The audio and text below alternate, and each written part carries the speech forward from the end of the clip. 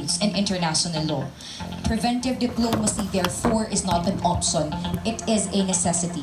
And that is according to the United Nations former Secretary General Ban Ki-moon. Ladies and gentlemen, your honors, good evening. As the last speaker of the affirmative side, I will prove to you that it is practicable for the Philippines to file an international protest against the United States of America regarding its Global Magnitsky Act, because our best recourse in questioning what we believe to be an unjust foreign policy is and to uphold our own state sovereignty while bringing parties to an agreement by peaceful means, and that is propounded in Article 33 of the United Nations Charter. Your honors, ladies and gentlemen, in tonight's debate, what clearly transpired are the contention of whether or not the Global Magnitsky Act is an act of state, and second, on whether the Philippines should file an international protest. Your honors, it is only the affirmative bench which was able to give you the answer and solid arguments grounded on our Constitution, Philippine jurisprudence, and international law. While the affirmative, your honors, as they keep on saying that we should resort to more peaceful means, was not able to substantiate their counter-proposal well. They even contradicted themselves. Your honors, they committed several mistakes, like for example that we should wait for a list before we file an international protest. Your honors, we contend otherwise, your honors, because yes, your honor. Good afternoon. Just clarify, even without a public official being yet barred entry into the US, and even before assets has been freezed, would it be more practical or correct to make a diplomatic protest after an official has been barred entry, or after assets have been freezed, and that's the time to make a diplomatic protest? Thank you for that question, your honors. Your honors, according to the anti-subordination theory, to punish the Philippines or its nationals for human rights violations, US is asserting dictatorial control over matters which are essentially within domestic jurisdiction, and this, your honors, threatens our sovereignty. And we shall not let US threaten our sovereignty. We should do something about it, and that is to file an international protest. Your honors, the negative is also contending that the Global Magnitsky Act is a valid act of state. Your honors, the Global Magnitsky Act is not a valid application of this doctrine, because even if the Philippines is bound to respect the independence of the US should also do the same and not sit in judgment to our domestic judicial processes, as we have a very well-functioning judiciary. They also contend, your honors, that we need the United States to protect the human rights of every Filipinos. Again, your honors, we contend otherwise. We have a very well-functioning government, your honors, that prosecute violators of human rights, like for example, public officers allegedly involved in EJK are now being prosecuted, and our country is also complying with our international obligations and commitment to human rights. We have checks and balances in the government and Senate, and even civil society is serving as a watchdog and advocate for human rights. We also have Republic Act 9201 as a recognition of the human rights as a universal and inalienable right of every Filipino. Your honors, ladies and gentlemen, as stated by Lynn Pasco, United Nations Undersecretary General for Political Affairs, an international protest is the least complicated, most humane, and most cost-effective path for the international community to take in resolving a dispute. This is also supported by the United Nations Human Rights Report in 2018. Your honors, by filing an international protest through a note verbal by our Secretary of Foreign Affairs, this will diffuse tension between US and the Philippines, so that our long-standing alliance and agreements will remain, rather than we go to armed conflict, retaliation, or even do nothing at all. This is clearly demonstrated in the past, as fatal hostilities has been settled by this diplomatic. Norhana, 2 minutes to cross-examine Robbie. Good evening, Council. Good evening, Is it your position that the act is in violation of international law? That's why we should protest. Yes, Council, because there is Okay, interference into so is it violation your of our position then sovereignty. that other countries who has adopted such acts No, also that in is very violation of misleading, international Council. law? This is global And we should Magnitsky protest against pertaining them. only Next to the question, Leila Speaker. Lima case. Is it your That is very position that the misleading, sanctions Council. imposed under the act are violation of the country's sovereignty? Is that your Yes, position? Council, because it Are you is aware of the not case under of the human Rosas financial versus intervention. Montormes? Yes, Speaker? Council.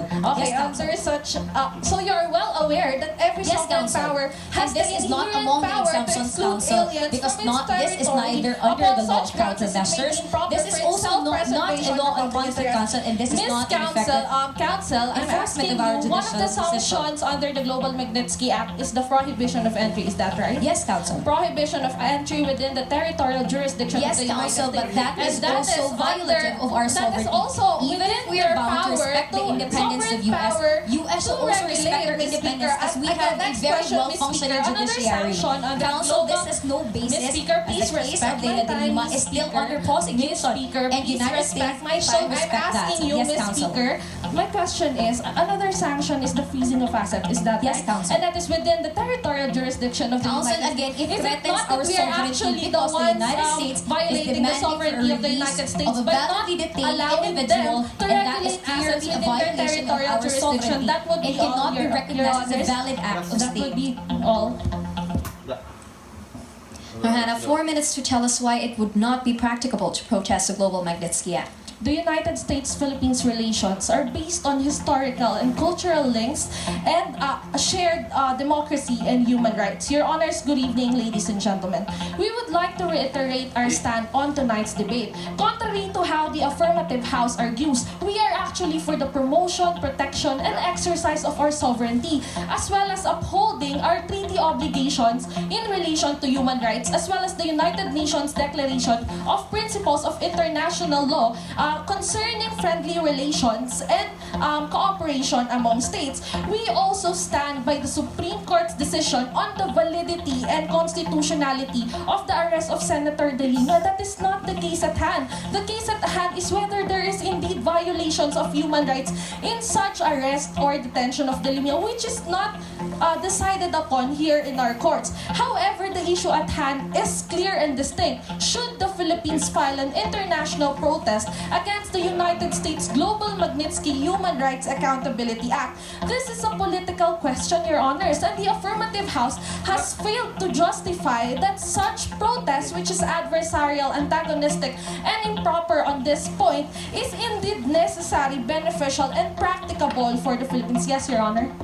Good evening. So, with regard to not lodging a protest, would that not be a sort of a signal that the Philippine government will do nothing with regard to pressure on its citizens? No, Your Honor. Actually, by not but protest is not the proper remedy in this case. What we are saying is that we should not be silent about it, but not to protest for it, because the Philippines could actually cooperate in the determination whether there is human rights violation. This has not yet been decided upon, and in such cooperation, the Philippines actually adheres to our international obligations on human rights as well as our laws, domestic laws, Your Honors. To proceed, the opposing House invokes our sovereignty and argues that the act constitutes an interference on our domestic affairs. However, let us be reminded that what we are talking about here is a domestic law of the United States, which covers only those within its territorial jurisdiction. So why should the Philippines resort to an adversarial, antagonistic, and improper approach when in fact we could actually cooperate not just with the United States but with the rest of the world to end human rights violations? Be it noted that Global Magnitsky Act has been globally accepted as a tool to sanction human rights violation. This is evidenced by several legislations enacted, such as in Canada and United Kingdom, and even the European Union. Yes, Your Honor.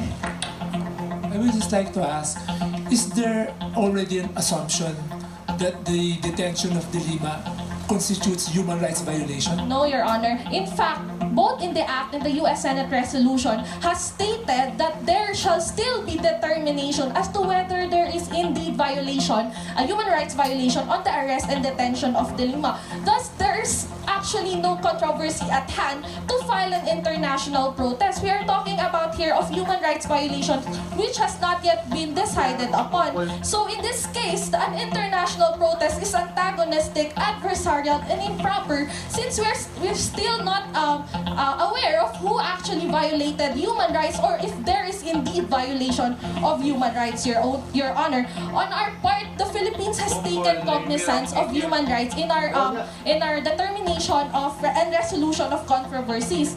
In fact, in the case of Government of United States of America versus Honorable Furganon, the Supreme Court ruled that it is a protector of human rights, a bastion of liberty, a bulwark of democracy, and the conscience of the society. Robbie, 2 minutes to cross-examine Hannah. Good evening, Council. Good evening. In your speech, Council, you said that you were not questioning the validity of the Lima's Yes, detention. of course. Thank you, Council. So then there is no basis for the propriety of the application of the Global Magnitsky Act. No, Now, Council, there is no basis Council, for for please a let me ask you a protest question. against the global Council, it is without Magnitsky basis, Act, and let me ask my question. Council, it is also your contention that we shall not file an international protest. Yes. Yes. But you are saying that we shall do something about it. Yes, of course. But you are saying that we shall do nothing at all. No, we are not saying Yes, that Council, we should because do nothing so at all. you mean, What we're Council, that we saying shall is do it that by other means. international protest But you is have failed not to the offer an proper remedy alternative. at hand, Council, let me ask my that question. there is Are you still familiar no with Article determination 33 yet. of the United Nations Charter? Pardon, Ms. Speaker? Are you familiar with Article 33 of the United Nations Charter? Yes, of Thank course, you, and that Council. is to resolve Council, to how do you also come across non-adversarial United Nations means, Sustainable Ms. Development Speaker. Goal And by protest is not the way, 2030? Ms. Speaker. Council, have you come across the United Nations Sustainable Development Goal by 2030?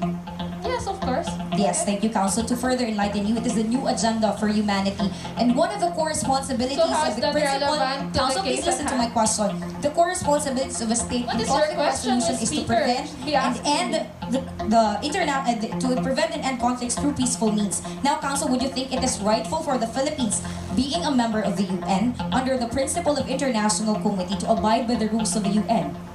We are abiding by the rules Thank of you, the Council. UN. That is a concession. Yes, we shall abide by the rules. Not also And filing we an shall devise international rules protest. or You're dispute saying that resolution if we do not mechanism file an of its international own choice. protest, we are Am I actually correct that we in shall violation of the United abide with Nations dispute law? resolution? I admit that as a yes. Now, Council, you are familiar that the Philippines has a long-standing diplomatic and economic relation with the United States. Yes, Correct. that's what Thank you're you, Council. saying, Ms. And according to the DFA, it is one of our biggest trading partners with over $27 yes, Ms. billion dollars Okay. in imports and exports. Thank you, Council. That we are also receiving U.S. aid in the amount of 290 million And pesos. how is that? Thank you, Council. Is that on We your risk side? jeopardizing this relationship That's with why this we economic should giant not if we will not resolve this dispute. And with that, we end the debate proper. We now invite both sides to cross the House as our judges tally the scores. We'll bring you the results next. Please stay tuned. Square Off Season 18, the VNA Law Debates. We'll be right back.